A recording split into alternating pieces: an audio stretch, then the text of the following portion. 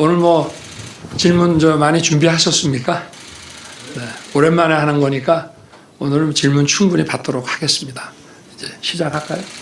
네, 모두 자리에 앉아주시기 바랍니다. 먼저 오늘 기자회견 사회를 맡은 대변인 김수경입니다. 이제부터 질의응답 시간을 가질 텐데요.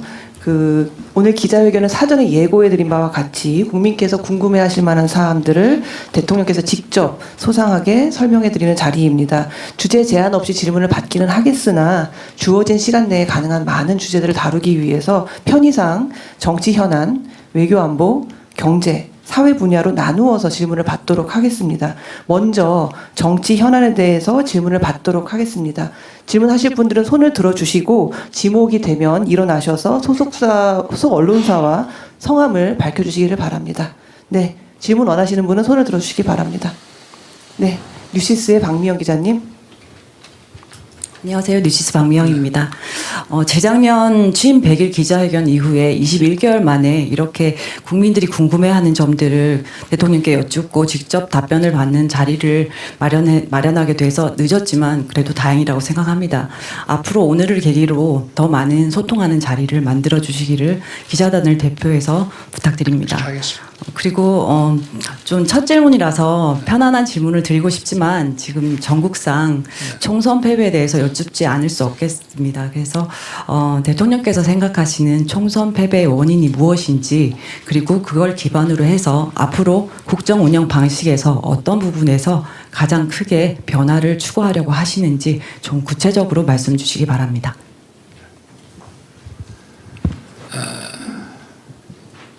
총선은 먼저 정부에 대한 그간의 국정운영 평가가 가장 중요하다고 하겠습니다. 그래서 그동안 제가 국정운영해 온 것에 대해서 이런 국민들의 평가가 좀 많이 부족했다, 이런 것이 담긴 거라고 저는 생각하고 있습니다. 그리고 앞으로 이제 그동안에 제가 미흡했던 부분들을 또 생각을 하고 부족한 부분이 뭐였는지 좀 고민을 많이 했습니다. 결국은 이제 민생에 있어서 아무리 노력했더라도 국민들께서 체감하는 변화가 많이 부족했다. 그리고 정부의 이런 정책과 이런 것을 국민들에게 좀 설명해드리고 또 좀 소통하는 것이 많이 부족했다, 이렇게 생각을 하고 있습니다. 그래서 앞으로는 중요한 것은 결국은 경제라고 생각합니다. 그리고 이런 기업의 성장과 일자리 창출, 이런 구조적인 것도 중요하지만 국민 한 분 한 분이 민생 현장에서 느끼는 어려움, 불편함, 이런 것들을 더 적극적으로 저희가 찾아서 해결해 드리는 것이 중요하다고 생각하고요. 그리고 이런 소통, 특히 국민과의 소통은 저는 민생 토론이나 다양한 간담회에서 수천 명의 국민을 만나긴 했습니다만은 앞으로 이 언론과의 소통을 더 자주 갖고 이렇게 해서 언론을 통해서 또 국민들께 설명하고 또 이해시켜드리고 또 저희가 미흡한 부분을, 부족한 부분도 솔직하게 말씀드리는 이런 기회를 계속 가져야 되겠다고 생각하고 있습니다. 네, 다음 질문 받겠습니다. 네, 조선일보의 김동하 기자님. 네, 조선일보 김동환 기자입니다. 방금 총선에 대해서 말씀을 해주셨는데, 야당에서는 총선에서 나타난 민심이 결국은 이 현 정부의 그 국정 기조 전환을 요구하는 거다라고 말을 하고 있습니다. 그 대통령께서는 이재명 대표와 첫 회담도 하긴 했지만 총선 후에 어떤 대통령실의 인선이나 내놓는 메시지가 그렇게 총선 전과 얼마나 달라졌는지 크게 와닿지는 않는 것 같은데요. 야당에서는 실망스럽다는 표현도 했습니다. 앞으로 정말 남은 3년간 어떤 국정 기조를 어떤 전환하실 생각이 있는지 그렇다면 특별히 인선이나 어떤 정책에서 그 부분을 어떻게 반영하실 건지가 궁금합니다. 저희가 더욱 소통하는 정부 또 민생에 관해서 국민의 목소리를 더욱 경청하는 정부로 바뀌어야 한다는 그런 기조 변화는 저는 맞다고 생각합니다. 또 한편 저희가 이런 시장 경제와 민간 주도 이 시스템으로 우리의 경제 기조를 잡는 것은 어떤 헌법 원칙에 충실한 것이라고 저는 생각하고 있습니다. 그래서 그 기조는 또 일관성을 유지해야 하고 일관성을 유지할 것 또 바꾸고 고쳐야 될 것들을 더 세심하게 가려서 고칠 것은 고치고 또 일관성을 지킬 것은 지키고 이렇게 하겠습니다. 네. 네, 다음 질문 받겠습니다. 네, SBS 이한석 기자님. 예, 대통령님 안녕하십니까? SBS 이한석입니다. 오랜만에 인사드립니다. 이 질문 드리지 않을 수 없습니다. 야당에서 김건희 여사의 특검을 요구하는 목소리가 나오고 있습니다. 그리고 최근 검찰이 김건희 여사의 명품백 수수 의혹과 관련해서 전담 수사팀을 구성하고 조속히 수사를 마무리하겠다 이런 의지를 밝히고 있습니다. 윤 대통령께서는 올 초에 한 방송사와의 대담에서 어느 정도 여사 의혹에 대한 입장을 밝히신 바가 있는데요. 그럼에도 불구하고 국민적 관심도는 여전히 높고 또 검찰 수사가 본격화되고 있는 시점에서 대통령님의 의견 듣고 싶습니다. 네.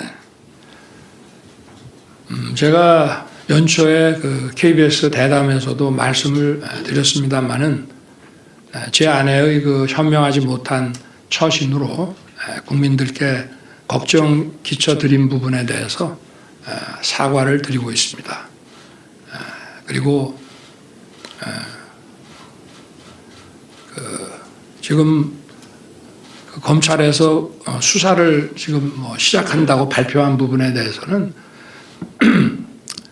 제가 검찰 수사에 대해서 어떤 그 입장을 또는 언급을 하는 것이 또 어떤 영향을 미칠 수 있는 또 오해가 일어날 수 있기 때문에 거기에 대해서는 제가 따로 언급을 하지는 않겠습니다. 공정하고 엄정하게 잘 할 것이라고 저는 생각하고 있습니다. 그리고 그 특검 문제는 제가 지난 1월에 제2 요구를 했습니다마는 지금 야당도 집권 시기에 어떤 특검 여론이 비등했을 때에는 늘 주장하는 것이 검찰 수사가 또는 경찰의 수사가 봐주기 의혹이나 부실 의혹이 있을 때 특검을 하는 것이 맞다는 주장으로 그런 그 특검 여론을 늘 반대하고 이렇게 해왔습니다. 맞습니다. 특검이라고 하는 것은 일단 정해진 검, 경, 공수처 이런 기관의 수사가 봐주기나 부실 의혹이 있을 때 하는 것입니다. 도이친이 하는 이런 그 사건에 대한 그 특검 문제도 사실은 지난 정부 한 2년 반 정도 사실상은 저를 타겟으로 해서 검찰에서 특수부까지 동원해서 정말 치열하게 수사를 했습니다. 그런 수사가 지난 정부에서 저와 제 가족을 봐주기 수사를 했다는 것인지 봐주기 수사를 하면서 부실하게 했다는 것인지 저는 거기에 대해서 정말 묻지 않을 수 없습니다. 그 자체가 저는 모순이라고 생각합니다. 특검이라고 하는 것에 우리가 지금까지 한 20여 년이 넘도록 여러 차례 특검을 운영해 왔습니다만은 다 그런 관점에서 여야가 의견 일치를 보고 이렇게 해온 것이기 때문에 저는 지난번에 저희가 제2요구해서 했던 그 특검에 대해서는 지금도 여전히 할 만큼 해놓고 또 하자는 것은 그야말로 특검의 어떤 본질이나 제도 취지와는 맞지 않는 그거는 어떤 면에서는 그냥 정치 이런 공세, 정치 행위 아니냐, 진상을 가리기 위한 것은 아니지 않느냐 그런 생각은 여전히 가지고 있습니다. 다음 질문 받겠습니다. 네, 한국일보의 김현빈 기자님. 네, 대통령님 한국일보 김현빈입니다. 저는 이어서 그 최상병 특검법에 대해서 질문을 드리겠습니다. 이 법이 국회를 통과했을 때 그 대통령실은 죽음을 악용하려는 나쁜 정치라는 입장을 밝혔습니다. 그런데 사실 이제 그 한 여론조사의 결과를 보면 국민들의 67%가 이 법을 지지하고 있는 것으로 나타나고 있습니다. 대통령님 이 특검법을 거부하실 것인지 거부하신다면 이런 여론에도 불구하고 거부해야 되는 이유가 무엇인지 설명 부탁드리고요.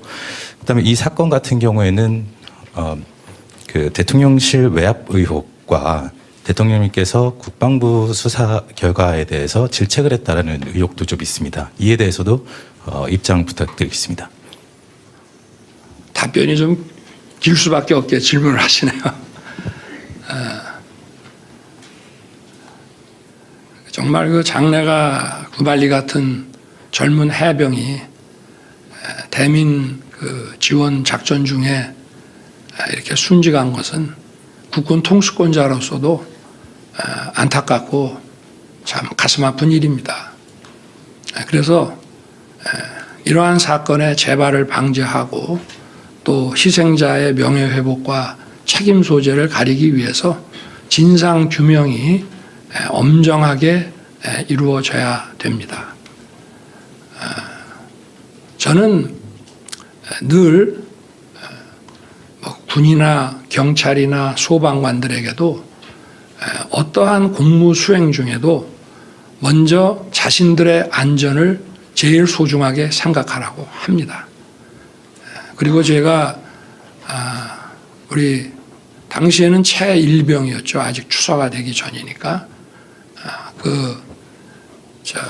순직한 그 사고 소식을 듣고 저도 국방장관에게 이렇게 좀 질책을 했습니다.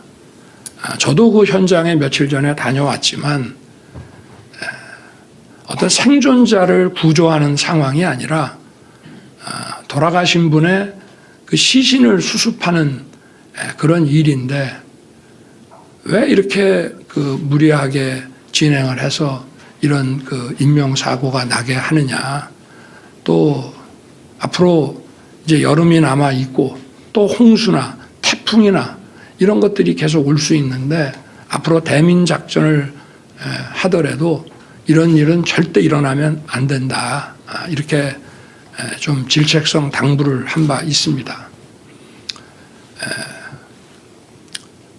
지금 경찰과 공수처에서 수사를 진행하고 있고 또 그것이 나중에 검찰로 송치돼서 또 2차 보완 수사를 거쳐서 또 아마 기소될 사람들은 재판으로 넘어갈 것입니다.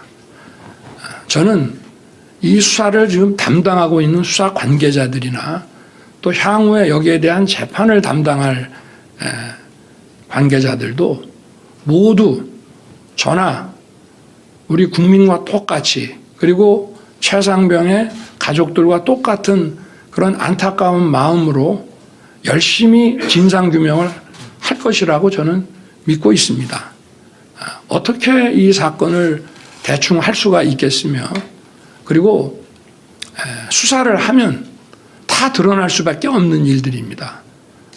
이게 군에서 하는 것도 아니고 결국 민간 사법기관에게 넘어가서 이런 진상규명을 하는 것인데 이것을 어떤 진실을 왜곡해서 책임 있는 사람을 봐주고 또 책임이 없는 사람 또는 책임이 약한 사람한테 모든 것을 뒤집어 씌우고 이런 것 자체가 저는 가능하지 않다고 생각합니다. 그래서 어쨌든 지금 이렇게 진행되는 것을 잘 지켜보고 아마 모든 절차가 마무리되면 또 국민 여러분께 수사 그 당국에서 아마 상세하게 그 수사 그 경과와 또 결과를 잘 설명을 할 것인데 그걸 보고 만약에 국민들께서 이거는 봐주기 의혹이 있다, 납득이 안 된다라고 하시면은 그때는 제가 특검하자고 먼저 주장을 하겠습니다. 그러나 일단은 특검의 취지를 우리가 보더라도 진행 중인 이런 수사와 사법 절차를 일단 좀 지켜보고 또 수사 관계자들의 그런 어떤 마음가짐과 자세를 우리가 일단은 좀 믿고 더 지켜보는 것이 저는 옳다고 생각합니다. 네. 또 뭐 궁금하신 거 있으십니까? 다음 질문 받겠습니다. 네. 네. 네, KBS의 장덕수 기자님.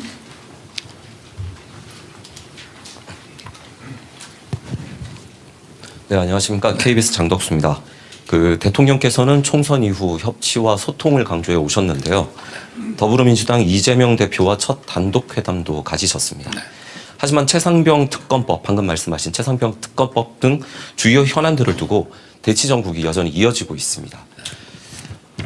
대통령께서 협치 강화를 위해 어떤 실질적인 방안을 생각하고 계신 게 있는지 궁금하고요. 아울러 조국혁신당 조국 대표, 또 개혁신당 이준석 대표와도 만날 의향이 있으신지 궁금합니다. 제가 뭐 소통을 강화하겠다고 하고 특히 또 언론과의 소통, 정치권과의 소통을 더 열겠다고 말씀을 드렸습니다. 어떤 정치인도 선을 긋거나 하지 않고 늘 열어놓겠습니다. 그리고 이 협치라고 하는 것이 한술밥에 배부를 수 있는 것이 아니고 또 우리 정치가 오랫동안 지나치다 싶을 정도로 어떤 그 과잉 어떤 갈등 이런 것들을 만들어 가면서 우리 정치가 진행돼 왔습니다. 그래서 협치를 한다고 뭐 제가 민주당 대표 이재명 대표를 만났다 그래서 하루아침에 분위기가 확 바뀌고 협치가 되지는 않는다고 저는 생각합니다. 어떤 끈기, 인내, 또 서로에 대한 어떤 진정성, 신뢰, 뭐 대화, 뭐 성의 이런 것들을 먹고 사는 것이 협치가 아닌가 생각하고 서로가 이런 국민을 위한 이런 협치를 위해서 하여튼 노력하는 자세, 또 절대 이 협치를 포기하지 않겠다는 자세 이런 것들이 저는 중요하다고 생각합니다. 다음 질문 받겠습니다. 네, 한겨레 이승준 기자님. 네, 한겨레 이승준입니다. 네, 최상병 사건부터 관련 여쭙겠습니다. 그 이종섭 전 국방부 장관은 그 최상병 수사협 사건의 피의자였는데 호주 대사로 임명하셨는데 왜 임명하셨는지, 그리고 그 당시에 출국 금지 상태였는 거를 알고 계셨는지 궁금합니다. 먼저 출국 금지는 그 인사 검증을 하는 정부 기관에서도 전혀 알 수 없는 것입니다. 그거는 보안 사항이고 그게 유출되면 형사 처벌의 대상이 된다는 점을 먼저 말씀을 드리고요. 그리고 이 호주는 미국을 제외하고 우리와 유일하게 외교 국방 2+2 이 회담을 하는 나라입니다. 그만큼 우리 경제와 안보에 그 깊은 이런 그 관련이 있는 국가입니다. 또 저희 그 방산 수출과 관련해서 보더라도 우리 K9 또 K2 레드백 이런 무기뿐만이 아니라 최근에는 호주 해군에 막대한 규모의 그 함정 그 수주권이 있습니다. 이종섭 장관은 재직 중에 이 방산 수출을 위해서 굉장히 많은 노력을 해왔고 상당한 성과를 거양했습니다. 그래서 호주 대사가 기존 호주 대사가 작년 12월 말에 정년 퇴임을 하게 돼 있었기 때문에 이종섭 장관을 호주 대사로 지명해서 또 외교부의 검증과 뭐 이런 세입형 절차를 진행을 했습니다. 그리고 공수처에 작년 뭐 9월경에 고발됐다는 것은 기사를 보고 알았습니다마는 공수처에서 뭐 소환을 하거나 이런 게 진행이 됐다면은 저희들도 좀 검토를 했을 텐데 공수처에는 사실 굉장히 많은 사건들이 고발돼 있습니다. 우리나라 아마 정치인이나 좀 장관 중에도 공수처에 고발돼 있는 분들이 많이 있을 것입니다. 그렇다고 해서 그 사건이 전부 처리되는 것이 아니고 이를테면 실질적인 수사가 이루어져서 뭐 소환을 한다든지 또는 여기에 대한 뭐 조사가 진행이 된다든지 하면 거기에 대해서 저희들이 어떤 사법 리스크를 검토해서 인사 발령 낼 때 좀 재고를 할 수 있습니다만은 공수처에 고발됐다. 또 뭐 검찰, 경찰도 마찬가지입니다. 어디 고발됐다는 것만으로 인사를 하지 않는다면은 아마 그 공직 인사를 하기가 대단히 어려울 것이라고 생각합니다. 그리고 그 본인이 또 그 대사 아그레망이 그 떨어진 이후에 이제 아그레망이 아마 1월에 넣어서 한 2월 말 3월 초에 그 호주 정부에서 그 아그레망을 준 것으로 알고 있는데요. 그 보통 출국 금지를 뭐 연말에 걸었다고 하는데 출국 금지를 걸면은 사실은 소환하지 않은 사람을 출국을 거는 경우도 잘 없고 또 출국 금지를 걸면은 반드시 불러야 됩니다. 소환도 하지 않고 또 출금을 한 달씩 걸게 돼 있는데 그거를 또 2번을 계속 연장을 하면서도 소환하지 않았다는 것은 좀 저도 뭐 오랜 기간 이런 수사 업무를 해왔습니다만은 좀 이해하기가 저도 어렵습니다. 네, 그렇게 답변을 드리겠습니다. 네, 다음 질문 받겠습니다. 네, 중앙일보 현일훈 기자님. 예, 중앙일보 현일훈입니다. 그 대통령께서는 용산 시대를 열며 참모 뒤에 숨지 않고 국민께 있는 그대로 직접 설명하겠다고 해 기대가 컸습니다. 지금 이 자리를 빌려 다시 그런 기대를 갖고 질문 드리겠습니다. 대통령께서는 총선 전 참모를 통해 한동훈 전 위원장에게 사퇴를 요구한 적이 있으신지, 당시 왜 그러신 건지, 혹 잘못 알려진 게 있다면 좀 바로 잡아주시고요. 그렇다면 한 위원장과는 과거에 비해 지금은 다소 소원해진 관계인지 그것도 궁금합니다.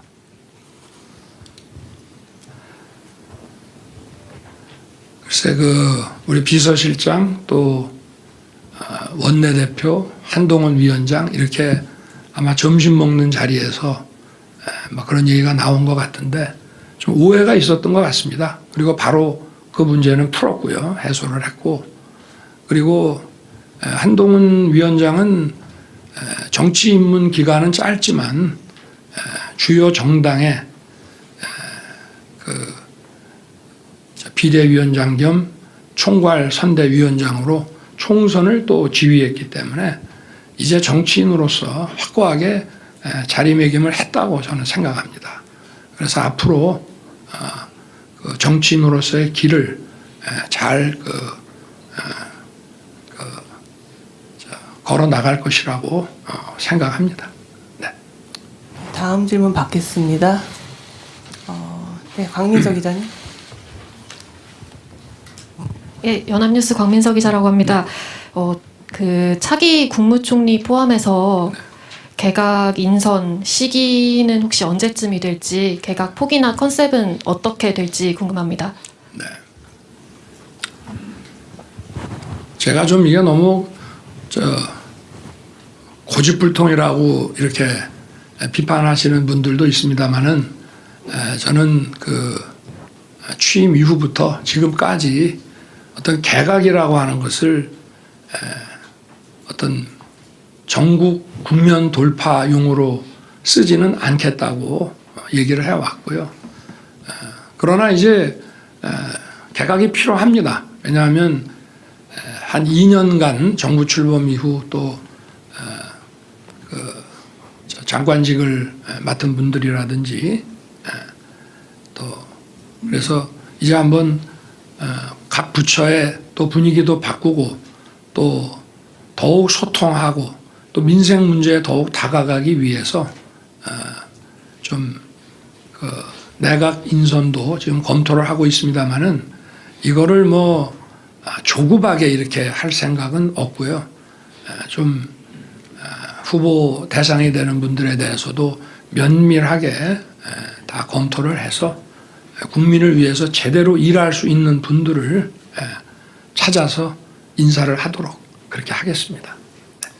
네, 정치 현안에 대한 질의응답이 거의 지금 30분째 다 됐습니다. 어느 정도는 질의응답을 하신 것 같아서 미진한 부분이 있다면 마지막에 시간이 남으면 질문 기회를 드리겠습니다. 이제는 두 번째 주제인 외교 안보로 질문을 받도록 하겠습니다. 네, 손 들어주십시오. 네, 로이터 통신의 조시 스미스 기자님. 안녕하세요. Good morning. Thank you for having us. As you mentioned in your remarks just now, you have centered not only your foreign policy, but the security of South Korea on the U.S. military presence here, its extended nuclear deterrence. However, there are potential political changes in the United States in the future. In a recent interview with Time Magazine, former President Donald Trump, who is of course running to return as president, said that it doesn't make sense to defend a wealthy country like South Korea. What are you doing right now, given the current negotiations on the SMA and other issues, to try to future-proof this relationship with the United States? Is there an amount that is too much to pay? And would you ever consider agreeing to a larger role for U.S. troops here that look beyond simply defending against North Korea?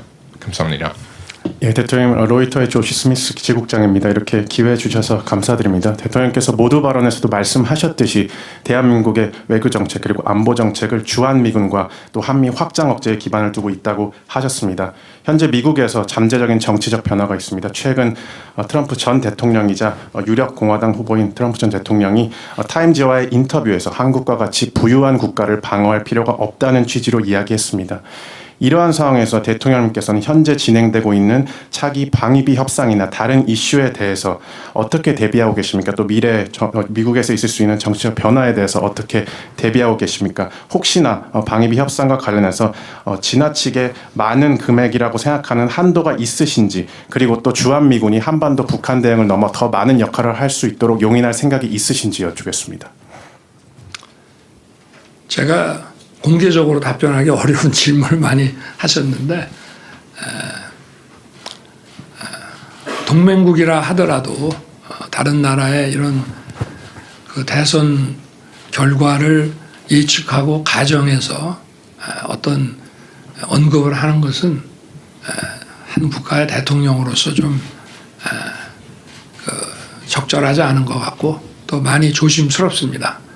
한 가지 분명한 것은 이 한미 동맹에 관해서 미국 조야 그리고 양당 상원 하원의 또 행정부의 강력한 그 지지가 있다는 말씀을 드리고 한미의 이런 탄탄한 이런 동맹 관계는 변치 않을 것이라고 저는 확신합니다.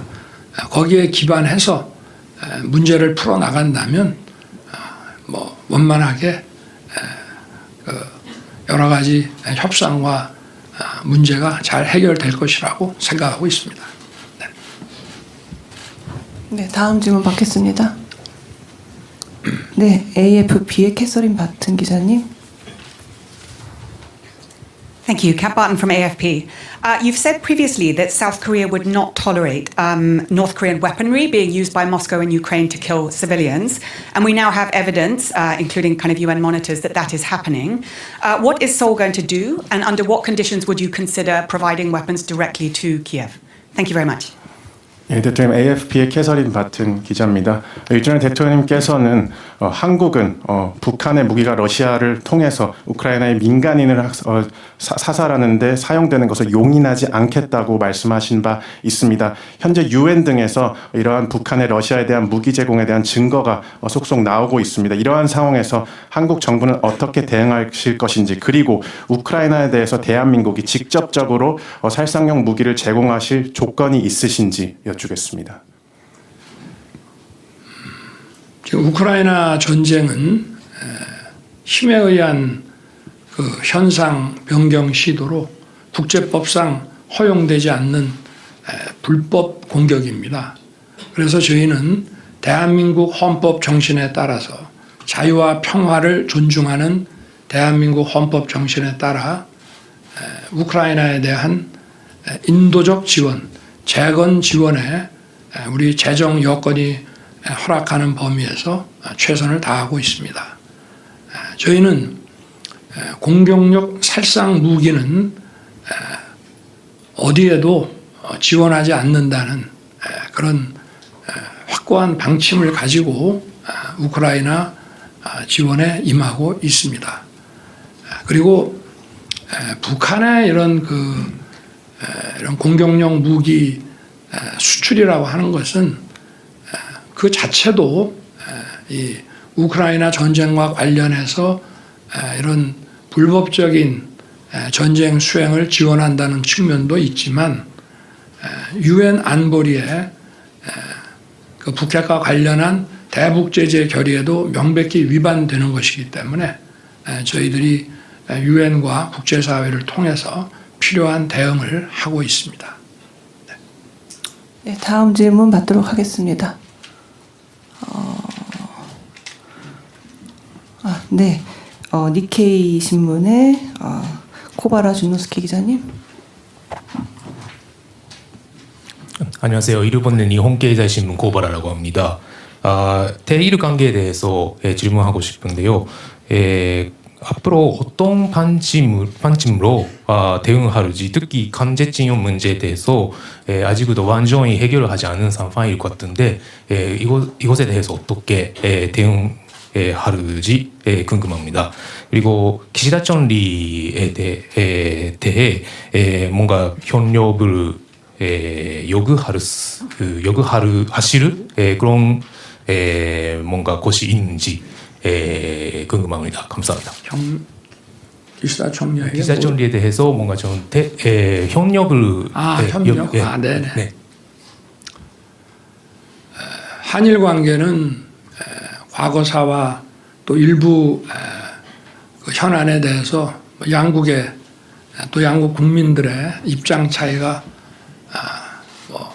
확실하게 있고 존재합니다.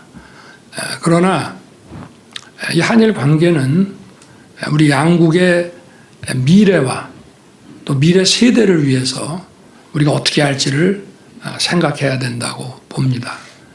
그래서 제가 어려움이 많았습니다마는 우리의 미래를 위해서 또 구체적으로는 북핵 대응을 위해서 또 양국의 경제 협력을 위해서 또 인태지역과 글로벌 사회에서 양국의 어떤 공동 아젠다에 대한 어떤 리더십 확보를 위해서 협력해야 된다고 생각합니다.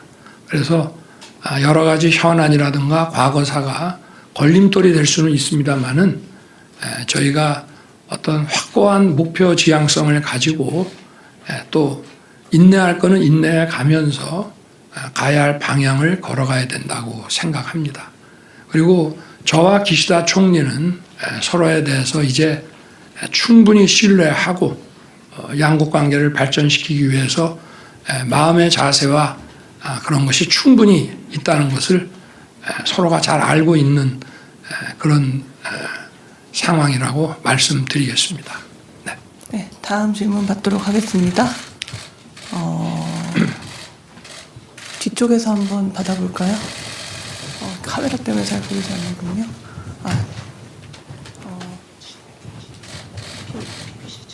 BBC 진 맥힐 기자님. 안녕하세요. I just wanted to follow up about Russia's military cooperation with North Korea, because in buying weapons from North Korea, Russia is seemingly crossing what would, I imagine, be a number of red lines for South Korea. It is funding North Korea, it is dismantling the international sanctions regime, and it is giving North Korea the chance to test its weapons on the battlefield, weapons that are designed to be used against South Korea. And yet, so far, your government has taken limited action against Russia. The Russian ambassador said recently that South Korea was the friendliest of unfriendly countries. So could you please spell out to us, what are your current red lines when it comes to Russia's cooperation with North Korea? And how will you respond to Russia? What will you do if it crosses these red lines? And just specifically, how will you respond if Vladimir Putin visits Pyongyang to meet with Kim Jong-un? 예, 대통령, BBC의 맥킨지 기자입니다. 저는 러브 군사 협력에 대해서 추가로 질문 드리겠습니다. 현재 러시아의 북한산 무기 구매를 통해서 러시아는 한국이 설정하는 것으로 보이는 많은 레드라인을 넘고 있는 것 같습니다. 북한에 대해서 자금을 지원하고 있고, 북한에 대한 제재 체제를 허물어 가려고 하고 있고, 또 북한이 한국을 대상으로 사용하고자 만든 무기들을 실제 전장에서 시험할 수 있는 기회를 주고 있습니다. 그럼에도 불구하고 대한민국 정부는 제한적 조치만을 러시아에 대해 취하고 있는 것 같습니다. 최근 한국 주재 러시아 대사는 한국이 비우호국 중 가장 우호적인 국가라고 언급하기도 했습니다. 이러한 상황에서 대통령께서는 러시아의 행동이 한국이 용인할 수 없는 레드라인은 무엇인지, 그리고 그 레드라인을 러시아가 넘었을 때 러북합력과 관련해서 한국이 어떻게 대응할 것인지, 또 특히나 만약 푸틴 대통령이 북한은 평양을 방문해서 정상회담을 가진다면 어떻게 대응할 것인지 여쭈겠습니다. 러시아는 오랜 세월 우리와 좋은 관계를 맺어온 국가입니다. 최근에는 이 우크라이나 그 전쟁과 관련해서 또 북한의 그 무기 그 도입과 관련해서 우리와 좀 서로 다른 입장, 또 불편한 관계에 있습니다. 러시아와의 관계는 사안별로 협력할 것은 협력하고, 또 입장 차이에 따라서 우리가 좀 반대하거나 경계할 것은 그렇게 하면서 러시아 관계를 가급적 원만하게, 또 경제 협력과 공동의 이익은 함께 추구해 나가는 그런 관계로 잘 관리해 나갈 것입니다. 네, 외교 안보 분야도 어느 정도는 질의응답이 진행된 것 같습니다. 이제는 세 번째 주제인 경제 분야로 넘어가 보도록 하겠습니다. 네, 질문 있으신 분은 손 들어주시기 바랍니다. 네, 저 매일경제의 우재윤 기자님. 안녕하세요. 매일경제신문 우재윤입니다. 최근 우리 경제 회복세를 보여주는 지표들이 좀 나오고 있는데, 이제 반도체 경기 회복에 힘입었다는 분석들이 나옵니다. 근데 이제 향후 이제 전 세계에서 반도체 전쟁이 이제 일어날 거라는 분석들이 많이 나오는데, 이제 대통령께서는 그동안 반도체 산업에 대해서 지원을 여러 차례 강조하셨고, 그리고 투자세 공제 확대도 이제 이루어졌습니다. 근데 이제 반도체 업계에선 세금을 깎아주는 것보단 직접 보조금을 다른 나라처럼 좀 지급하는 게 더 필요하다, 이런 목소리들이 좀 나오고 있고, 그래야 속도감 있는 투자가 돼서 향후 반도체 전쟁에서 승리할 수 있다, 이런 목소리가 나오고 있고요. 그래서 이에 대해 어떤 대책을 갖고 계신지 궁금하고, 하나 덧붙이면 이제 증시 밸류업 관련해서 시장에서는 약간 좀 기대에 미치지 못했다, 이런 목소리가 좀 나오고 있는데, 여기에 더해서 이제 금투세 시행까지 앞두고 투자자들의 우려가 큽니다. 야당에서는 이제 그걸 시행을 계속 해야 된다는 입장으로 알고 있는데, 이에 대한 대응책과 새로운 밸류업 대책이 있다면 한 말씀 부탁드립니다. 감사합니다. 질문 내용이 많아서 여러분 다 아시다시피 반도체는 그 산업의 쌀이라고 하지 않습니까? 오늘날 같은 이런 디지털 사회에서 반도체는 거의 모든 산업에 전후방 연구한 효과가 막대합니다. 그래서 모든 나라들이 반도체 산업뿐만 아니라 자국의 산업 전반의 국제 경쟁력 강화를 위해서 이 반도체 기업에 대해서는 그야말로 재정 여건이 허락하는 범위에서 최대한 지원을 해오고 있습니다. 그래서 우리 정부도 먼저 시간이 보조금이다라는 생각으로 이런 그 반도체 이 공장 시설을 만든다거나 할 때 저희들이 아무래도 우리는 반도체 제조 분야가 강하기 때문에 이런 전력과 융수 이런 기반 시설 또 공장 건설 이런 것들이 속도감 있게 이루어질 수 있도록 규제를 풀고 정부가 이런 그 속도감 있는 사업 진행을 도와주려고 지금 생각을 하고 있고요. 또 세제 그 지원 분야에 대해서는 사실은 대기업 감세다, 부자 감세다 하는 이런 비판과 공격에 직면하면서도 저희들이 어쨌든 반도체 기업의 경쟁력 강화를 위해서 이런 세제 지원을 추진했고요. 하여튼 지금 드릴 수 있는 말씀은 국회도 설득하고 또 국민들께도 잘 말씀을 드려서 어쨌든 좀 재정 여건이 허락하는 범위 내에서는 최대한 하여튼 보조금이라는 것도 세액공제를 하게 되면 또 보조금이 되는 거니까 하여튼 어떤 식으로든지 우리 기업들이 국제 경쟁력에서 밀리지 않도록 하여튼 지원을 강화할 생각입니다. 지금은 뭐 그 정도밖에 답변 드리기가 좀 어렵고요. 그리고 이런 그 금투세 폐지 등을 포함해서 우리 증시를 좀 활성화하고 또 기업의 밸류업을 그 진행하는 문제에 대해서 질문을 주셨는데 금투세를 폐지하지 않는다면은 우리 증시에서 엄청난 자금이 아마 이탈이 될 것입니다. 그래서 1,400만의 개인 투자자들에게는 막대한 타격이 예상됩니다. 우리나라는 이런 금융투자, 주식투자와 관련해서 배당소득세라든지 상증세 이런 것이 선진국에 비해서 매우 높습니다. 그래서 거기에다가 금투세까지 얹히게 되면은 별로 남는 게 없습니다. 그래서 대만 같은 경우는 금투세를 시행하겠다는 발표만 했다가 뭐 증시가 난리가 나고 막대한 자금 이탈이 돼서 결국 추진을 못했습니다.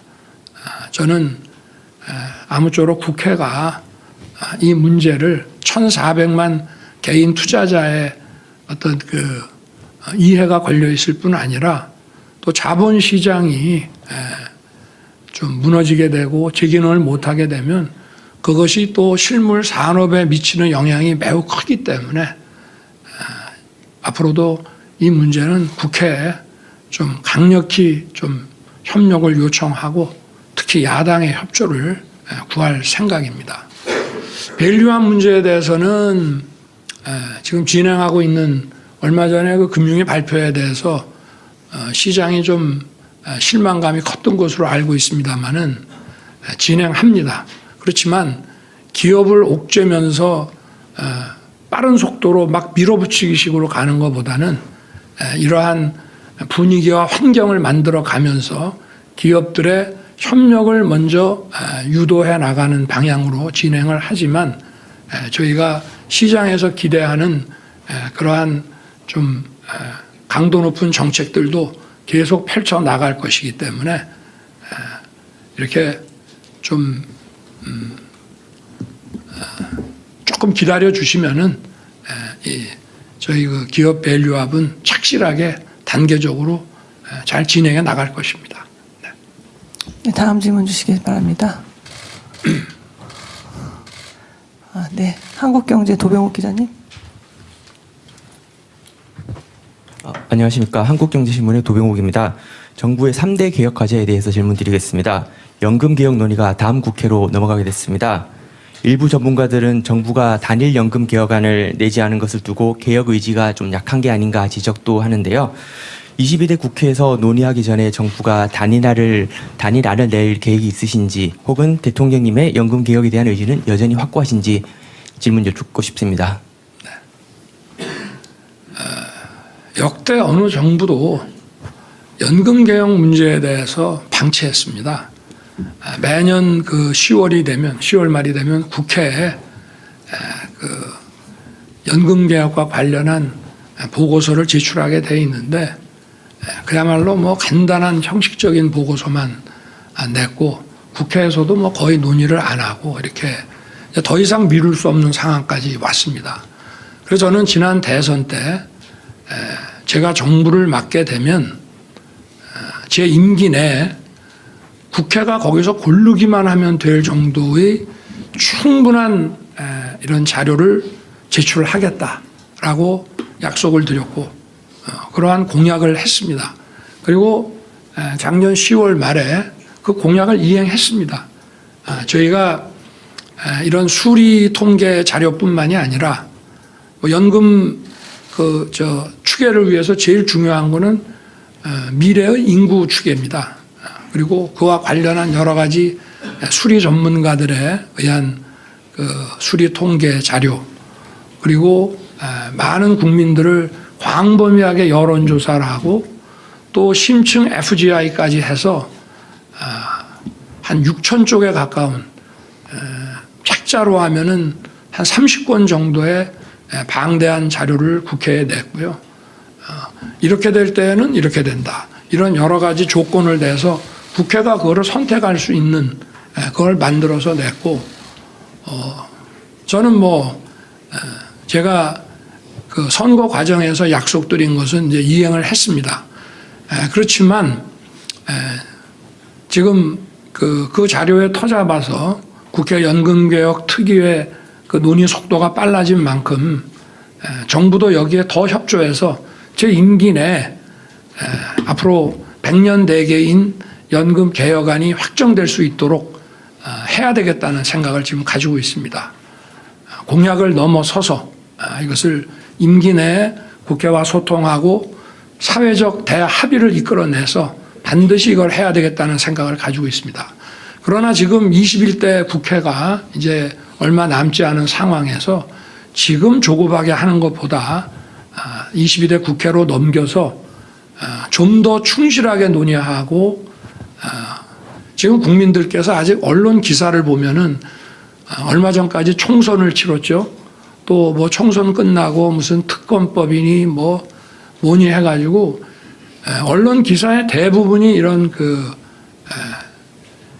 어떤 정치 관련 이런 기사들이 대부분 차지하고 있고 제대로 지금 연금 문제에 대해서 전문가들이 토론하는 그런 기사나 이런 것들을 찾기가 어렵습니다. 그런 것들을 보고 많은 국민들이 연금 문제에 대해서 깊은 관심을 갖게 해서 그렇게 해서 좀 더 폭넓은 공론화 과정을 거쳐서 대합의를 사회적 합의를 이끌어내는 것이 맞다고 생각합니다. 한 번 만들면 최소 70년을 끌고 가야 되는 계획인데 이것을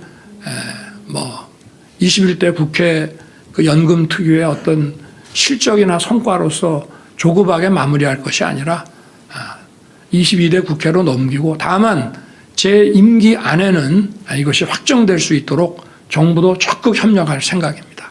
네. 다음 질문 받겠습니다. 네, 서울경제 강동원 기자님. 네, 서울경제 강동원 기자입니다. 대통령님, 저는 그 물가 이야기를 좀 여쭙고 싶습니다.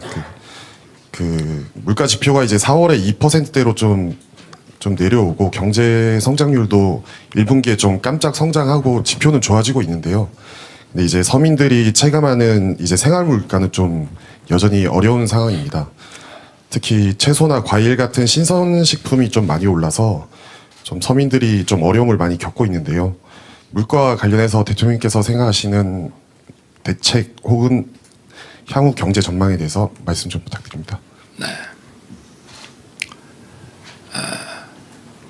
저는 경제 어떤 지표를 관리하는 데 있어서 제일 중요한 것을 물가에 두어봤습니다. 제 취임 이후로 지금까지 여러분도 아마 아실 겁니다. 이 물가 관리를 위해서 저희들이 점검 회의도 많이 하고 이렇게 진행해 왔다는 것을 물가가 올라가면 실질 임금이 감소되는 것이기 때문에 국민들께서 많이 힘드십니다. 더구나 전반적인 저성장의 늪에 지금 빠져 있는 상황에서 물가 관리를 못하면 민생은 그만큼 힘들어지는 것이기 때문에 물가를 가장 중요한 지표로서 관리를 해왔습니다. 그래서 이번 지금 1사분기 1월부터 4월까지는 우리 물가의 어떤 기조와 흐름을 보여주는 근원 물가는 2.5% 이내로 관리를 해 왔습니다만은 이런 소위 말하는 장바구니 물가 또 우리 식당에서 느끼는 이런 외식 물가 이런 것들이 좀 잘 잡히지 않고 있습니다. 농수산 식품에 관한 장바구니 물가는 저희들이 사실은 큰 돈을 안 써도 한 몇백억 정도만 투입을 해서 할인 지원을 하고 또 수입품에 대해서는 할당 관세를 잘 운영을 하면 잡을 수 있습니다. 그리고 지금 이 장바구니 물가는 지금 모든 경제 부처가 달라붙어서 철저하게 지금 관리를 하고 있고요. 이 외식 물가는 이제 수입 그런 식품이나 수입 이런 식료품들, 식자재들의 수입 물가가 국제 시장 변동으로 인해서 많이 높아져 가고 있기 때문에 그 원인 하나와 이제 인건비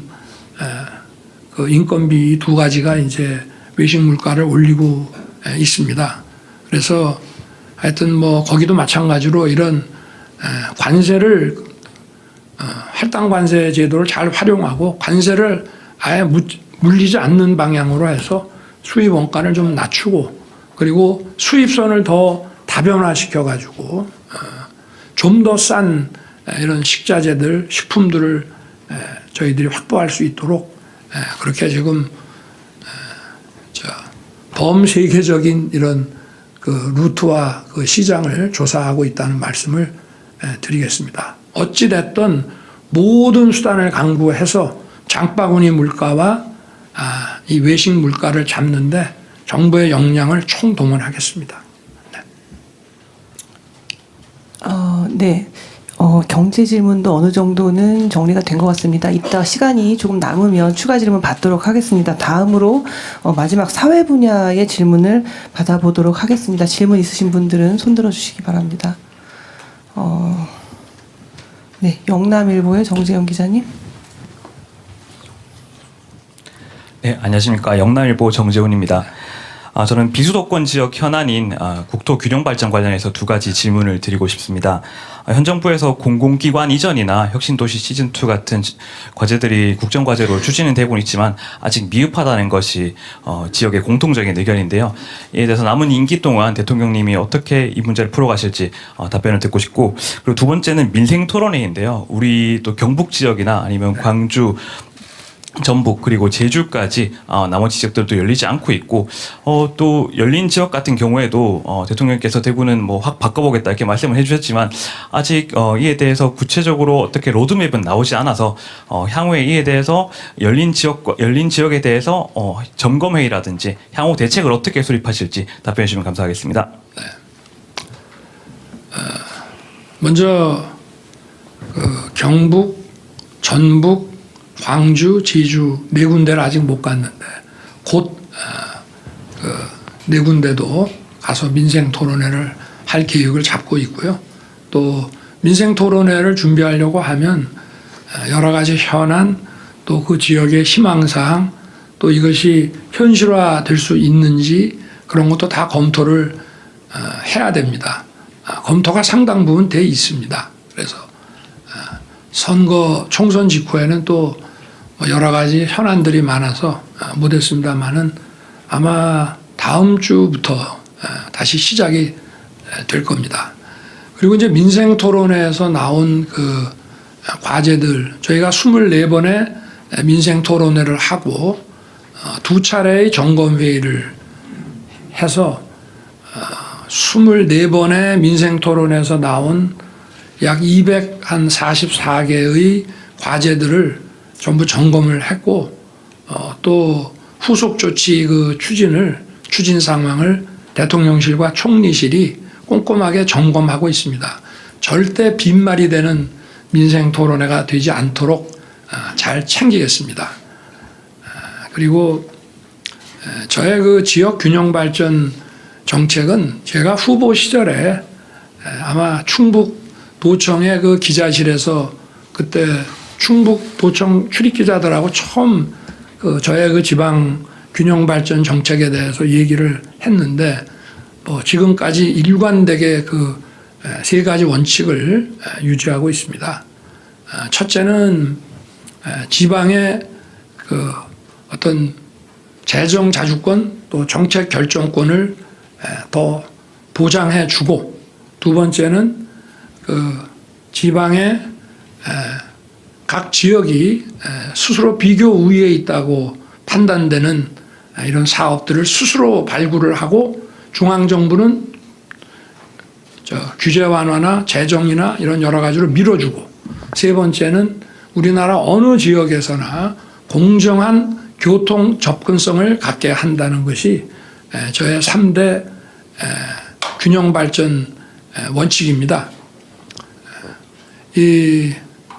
지금 오래 전부터 지금 공공기관 그 지역 이전을 추진해 왔는데, 물론 없는 것보다 공공기관이 각 지역으로 이전하게 되면 도움은 됩니다.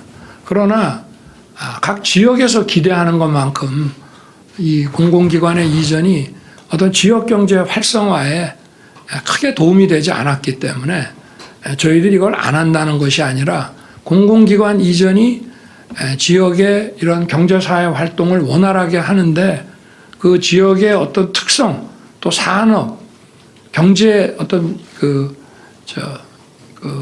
특성 이런 것들을 맞춰서 저희들이 그런 좀 맞춤형으로 공공기관 이전을 추진해야 된다는 생각을 가지고 있어서 지역과도 계속 협의하고 하여튼 빠른 시일 내에 이 계획을 짜서 추진하도록 이렇게 할 것입니다.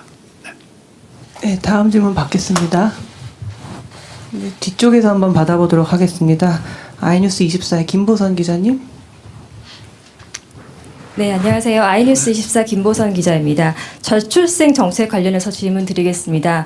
대통령께서는 이번 정부가 저출생 대책 차별화를 위해서는 여러 가지 지원책도 좋지만 좀 휴머니즘적인 차원에서 불필요한 경쟁을 완화하거나 가정을 중시하는 문화를 구성하는 그런 방식의 정책도 필요하다, 이런 말씀하셨던 것이 좀 개인적으로는 인상적이었습니다. 그래서 좀 더 구체적으로 우리 사회가 어떻게 좀 달라져야 하고 정부는 어떤 역할을 할 생각이신지 답변 부탁드리고요. 더불어서 조금 전에 국민보고에서 저출생 대응 기획부 계획 처음 언급하실 것 같은데 간단하게 운영 방향도 설명 부탁드립니다. 먼저 저출생 대응 기획부라는 정부 이런 추진 부처를 신설해서 컨트롤 타워 역할을 맡게 하겠다는 것부터 먼저 말씀을 드리겠습니다. 지금 이 저출생 문제는 우리가 시간을 두고 이렇게 진행할 수 있는 그런 문제가 아니고 이제 거의 국가 비상사태라고 할 수 있습니다. 1960년대에 박정희 그 대통령께서 정말 가난에서 벗어나기 위해서, 보릿고개를 넘기기 위해서 경제개발 5개년 계획을 시작을 했는데, 그야말로 살아보기 위해서 애를 쓴 겁니다. 그때 기존에 있는 부처 갖고는 곤란하다 해서 경제기획원을 설치를 해서 관련 부처들의 컨트롤 타워 역할을 하고, 경공업부터 시작해서 중공업의 이런 첨단 산업까지 이런 고도 성장을 이끌어 왔습니다. 저도 그런 차원에서 이 저출생 문제를 각 부처들이 나눠서 맡고 대통령 직속의 어떤 위원회, 이 위원회라는 건 아무래도 자문적 성격이 강하고 여기서 무슨 의결을 하고 강제하는 그런 기능이 없습니다. 그래서 그런 과거에 우리 경제 성장을 강력히 추진해온 이 경제기획원 같은 우리 저출생 대응 기획부를 설치해서 좀 더 아주 공격적으로 강력한 컨트롤 타워 역할을 맡기려고 합니다. 저출생 문제 해결은 뭐 가장 중요한 것은 아이를 잘 키울 수 있는 여건을 만들어주는 것이죠. 부모들이 일과 가정 또 일과 육아를 양립할 수 있게 하고 또 자녀를 키우는 데 들어가는 부담을 줄여주고 그 많은 부분을 국가 책임주의를 강화해서 국가가 떠안아야 된다는 그런 점이 중요하고 저희가 지금 추진하는 그 의료 개혁도 의료 수요의 그 확대에 따라 지금부터 대비를 해야 된다는 차원이 물론 있습니다만은 저출생 문제를 해결하는 데 굉장히 중요합니다. 지금 부모들이 아이들이 아프면은 발만 동동 굴리고 신속하게 이렇게 병원에 가서 바로 치료받고 나올 수 있지를 않기 때문에 그런 그 아이들을 위한 이런 그 필수 의료, 지역 의료 이 체계가 제대로 갖춰져야 됩니다. 그래서 주거, 또 뭐 보건, 복지, 아까 보건은 의료라고 이제 할 수 있는데요. 또 고용 일자리 이런 모든 부분에서 교육 이런 걸 전부 통할할 수 있는 물론 주거 부분은 이제 국토부가 좀 관련이 돼 있기 때문에 경제부처하고도 연결이 돼 있지만 어쨌든 이런 사회부총리를 맡겨서 하여튼 실효성 있는 정책들을 빠른 속도로 추진하는 것이 중요하다고 생각합니다. 그리고 이제 우리나라의 그 뭐 저명한 이런 그 인구 정책 학자들도 벌써 오래 전부터 어떤 의식 구조가 바뀌는 것이 중요하다. 지나치게 너무 대도시 수도권으로 몰려서 그야말로 과잉 경쟁, 무모한 경쟁에 내몰리다 보니까 가정의 가치가 소홀하게 되고 이렇게 된 것이 결국은 이런 저출생의 또 문화적 요인이 된다는 것은 뭐 거의 정설입니다. 그래서 저희들이 어떤 그 경제 사회 정책뿐만이 아니라 우리의 의식과 삶의 문화를 바꿔나가는 노력도 반드시 병행해서 추진해야 된다고 생각합니다. 네. 네, 다음 질문 받겠습니다. 네, 연합뉴스 TV 조한대 기자님. 네, 안녕하십니까 대통령님. 연합뉴스 TV 조한대입니다. 그 아까 전에 방금 그 말씀도 해주셨는데 의료 개혁에 대해서 말씀드리고 싶은데요. 정부는 현재 대화의 문을 열어놓고 논의를 하자라는 입장인 거고 반면에 의료계는 원점 재검토를 계속해서 주장을 하고 있지 않습니까? 지금 어떤 접점이 그리 보이고 있는 것 같지는 않은데 앞으로 대통령님께서 이 문제를 해결하는 데 있어서 어떤 보관을 갖고 계시다면 말씀 부탁드리고요. 그리고 추가적으로 지금 야당에서 여야 그리고 정부 그리고 의료계가 참석하는 협의체를 제안하지 않았습니까? 이에 대한 입장도 궁금합니다. 제가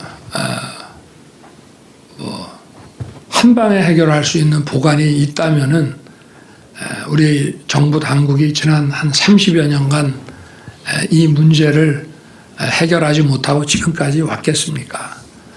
그런 것은 없다고 봅니다. 결국은 어떤 자유민주주의적인 그런 설득의 방식에 따라서 이 문제를 풀어나갈 수밖에 없고요. 그렇지만 이 의사 그 증원, 의대 증원을 포함한 이런 의료 개혁은 우리의 그 폭발적으로 증가하는 그 의료 수요를 감안할 때 또 이런 지역과 이 필수 의료를 강화해 나가야 한다는 그런 상황에 비추어 볼 때 더 이상 이제 미룰 수 없는 과제임은 국민 여러분들께서도 대부분 공감하시고 있다고 생각합니다. 저희들이 의료계와 이 문제를 벌써 1년 넘도록 정부 출범한 거의 직후부터 이 문제를 다뤄왔습니다. 이게 어느 날 갑자기 의사 2,000명 이렇게 발표한 것이 아니고요. 그런데 현실에서 의료계는 어떤 통일된 그 의견이 나오기가 지금 어려운 것 같습니다. 어떤 개원의들의 어떤 그 권익을 또 대표하는 의사협회, 또 전공의협회, 또 병원협회, 또 대학협의회, 이런 다양한 그 의료계 단체들이 통일된 어떤 그 입장을 가지지 못하는 것이 정말 이 대화의 걸림돌이고 또 의료계와 협의하는데 매우 어려웠습니다. 저희가 그동안 뭐 1년 넘도록 이렇게 진행해 오는 동안에 이런 한 번도 이런 통일된 의견을 받아보지를 못했고요. 그렇다고 마냥 미룰 수는 없고 계속 미루자는 것입니다. 이게. 하지만 정부는 저희가 생각하는 이제 그 어떤 로드맵에 따라서 뚜벅뚜벅 그 국민을 위한 의료개혁의 길을 걸어 나갈 것입니다. 그리고 다행히 지금 야당에서도 국민들이 바라는 이 의료개혁에 대해서 많은 공감과 지지 의사를 표시해 줬기 때문에 이 문제를 풀어나가는데 큰 도움이 될 것 같습니다. 네, 지금까지 질의응답만 약 70분 정도 진행되었습니다. 이미 충분히 시간을 드리고 싶지만 시간 관계상 이 정도로 줄여야 할 것 같습니다. 한 더 하시죠. 그럼 추가 질문을 한 2분 정도 더 받아볼까요? 네, 머니투데이 박종진 기자님.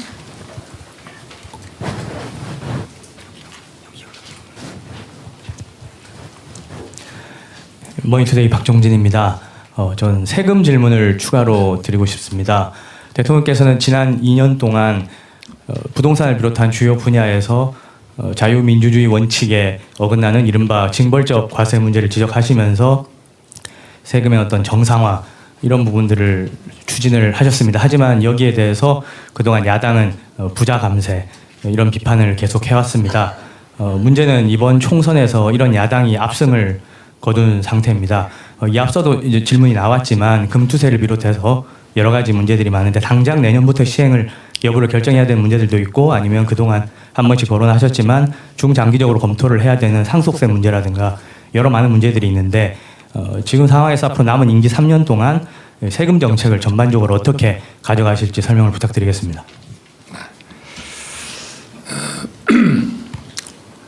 먼저 이 부동산